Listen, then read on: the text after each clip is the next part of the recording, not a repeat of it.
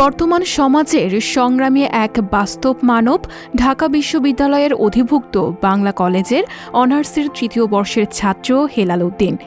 প্রথম দেখায় কিছুটা চমকে উঠতে পারেন, কারণ অন্যদের মতো হাতের 10টি আঙুল নেই ও হাতের কবজির নিচ অংশ নেই বললেই চলে। তারপরও সে নিজের মনোবল ও ইচ্ছে শক্তিকে কাজে লাগিয়ে পড়াশোনা চালিয়ে যাচ্ছেন। ছোট থেকে আমার এই জীবন যুদ্ধে নেমেছি। এক শ্রেণীর মানুষ আমাকে দূরে সরিয়ে রাখত, অনেকে আবার কাছে টেনে ভালোবাসতো।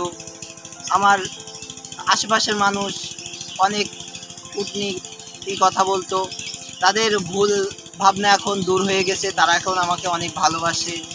এবং আমার স্কুল জীবনে, কলেজ জীবনে স্যারদের কাছ থেকে অনেক অনুপ্রেরণা পেয়েছি, তারা আমাকে অনেক ভালোবাসে।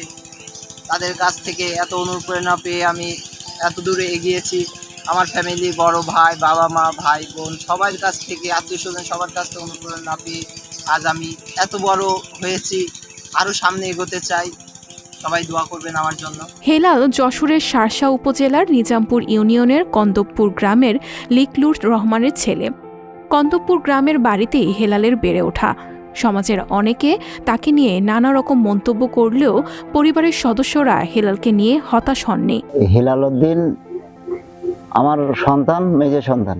সে প্রতিবন্ধী, তার বহুত কষ্ট করে আমরা মানুষ করেছি। এখন তার যে ইচ্ছা বা তার মেধা, ও ভালো একটা কলেজে চান্স পেয়েছে। এখন সে ভালো একটা চাকরির জন্য আকুল আবেদন করছে।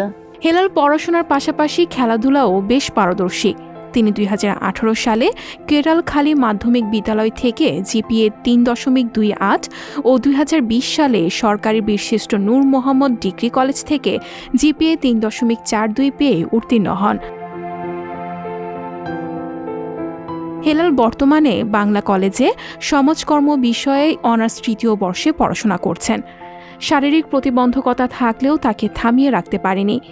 পরিবারের স্বপ্ন পূরণে প্রতিনিয়ত জীবন যুদ্ধে সংগ্রাম করে চালিয়ে যাচ্ছে লেখাপড়া। হাত না থাকলেও অন্যদের মতো স্বপ্ন দেখেন হেলাল। কাজ করতে চান নিজের মতো বিশেষ চাহিদা সম্পন্নদের জন্য। শিক্ষক হয়ে ছড়িয়ে দিতে চান জ্ঞানের আলো। নিজ উপার্জনে বাবার সাথে রোজ দুমুঠো ভাত খেতে চান তিনি। সঞ্জিতা শম্পা, সংবাদ প্রকাশ।